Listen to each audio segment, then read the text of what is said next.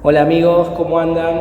Espero que bien. Bueno, hoy le vamos a estar hablando junto con Andrés sobre un pacto muchas veces desconocido para la iglesia. Es un pacto que tiene una fuerte presencia y que marcó a un sector muy importante de nuestra iglesia, sobre todo en América Latina. ¿Querés saber más? Mira este video. Así que te vamos a ir comentando de qué se trata el pacto de las catacumbas. Bueno, vamos a hacer primero un poquito de historia. Me acompaña acá una imagen de las catacumbas. Y primero que nada vamos a ubicarnos en el tiempo histórico. Esto es lo que van a ver ahora en este video sin filtro, así como sale, ¿sí? Sin edición, sin explicación directa para cada uno de ustedes. Así que nos la jugamos así de una, sin dar mucha vuelta. Por el año 1965 finalizaba el Concilio Vaticano II, que la mayoría de los cristianos ubicamos, escuchamos, no porque hayamos leído, ¿sí? Muchas veces hay muchas cosas que tocamos de oído y como bien dice un profesor que yo quiero y admiro mucho, no siempre las cosas fueron como hoy las vemos. Traten de ver ustedes qué profe es el que dice eso, ¿no? Hecha esta disquisición, les estaba diciendo que en el año 1965 estaba finalizando el Concilio Vaticano II, una fuerte revolución, un montón de cambios, pero 40 obispos se juntan en las catacumbas que están debajo del Vaticano y rememorando un poco a los primeros cristianos que eran perseguidos, ustedes ya saben, y si no, bueno, busquen un poco de historia de los primeros siglos del cristianismo, se reúnen en las catacumbas, como celebraban las misas los primeros cristianos perseguidos, y firman un pacto. Pero vamos un poco primero al contexto, antes de ir al texto de este pacto. Veníamos de lo que fue la celebración del Concilio Vaticano y había como una bocanada de cambios y sobre todo de una iglesia más cercana, ¿sí?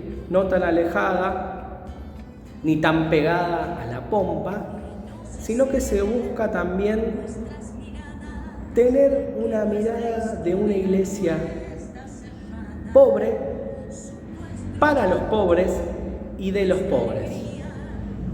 Esto lo estaba impulsando sobre todo un sector de la iglesia que veía que la jerarquía estaba muy distanciada, ¿no? Ya sea por el lenguaje de la misa, ya sea por cierta burocracia, ya sea por la pomposidad, ¿no? Y lo que busca el Concilio Vaticano II es acercar, ¿sí? Pero ellos quieren ir un paso más. ¿Qué dicen los que se juntan para firmar este pacto? Que después veremos quiénes son. Lo que van a tratar de hacer es no solamente hacer cercana, sino de tener una opción preferencial por los pobres, por los excluidos. Y a imagen de los primeros cristianos que eran perseguidos y eran capaces de dar su vida y que no gozaban de toda esa pompa que un poco mencionábamos, volver a los orígenes. Y una de las primeras cosas que la iglesia hace en sus orígenes es no olvidarse de que su misión estaba en predicar la palabra de Dios, pero también en no olvidarse ni de las viudas, ni de los extranjeros, ni de los excluidos y marginados de aquella época. El siglo XX tenía también esa deuda que de alguna manera el pacto de las catacumbas viene a decir, bueno, volvamos a nuestros países de orígenes pero con una mirada pastoral puesta fundamentalmente en estos sectores. Bueno, vamos para la parte del texto, como les decía recién, y me acompaña ahora Monseñor Angelelli. Yo le digo Monseñor, le decimos todo Monseñor, pero ahora vamos a ver un poquito de qué diría Angelelli si estuviera acá, ¿no? Porque tiene que ver también con el texto que firmaron estos obispos. En principio, a ver, ¿por qué no se conoce tanto sobre este pacto? Tengamos en cuenta que al principio los firmantes lo mantuvieron de alguna manera oculto porque lo que no querían también era que se generara como esta cosa de uy, ¿estos quiénes son? ¿No? Como alguna situación como de soberbia, ¿no? Más bien buscaban un perfil bajo, pero después vamos a ver también cómo esto llegó un poco a cada una de las diócesis de los firmantes.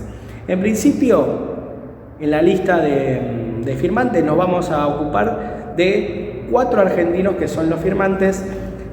Por un lado estaba el obispo de Goya, Alberto Devoto. Por otro lado tenemos también a Juan José Iriarte, obispo de Reconquista, Vicente Sarpe de Rafaela y el más conocido de todos, Monseñor Angelelli, que hasta ese entonces era el obispo de Córdoba, ¿sí? Bueno, Monseñor Angelelli termina siendo, hasta el día de hoy, es considerado beato dentro de la Iglesia Católica, pero bueno, eso va un poquito más adelante, ¿no? Vamos al texto. El texto tiene 13 puntos fundamentales, ¿no? Pero vamos a centrarnos ahora en algunos de ellos, como para que después cada uno vaya y busque los 13 puntos y los pueda trabajar también. El primero era que el compromiso que asumían los obispos era a vivir de una manera cotidiana a la mayoría de las personas. Eso implicaba a cómo vivían, cómo se trasladaban, a tener un mismo sentir y a que sea lo más cotidiana, ordinaria posible, ¿no? Entendamos ordinario como cotidiano, ¿sí? No como algo despectivo, sino como algo cotidiano.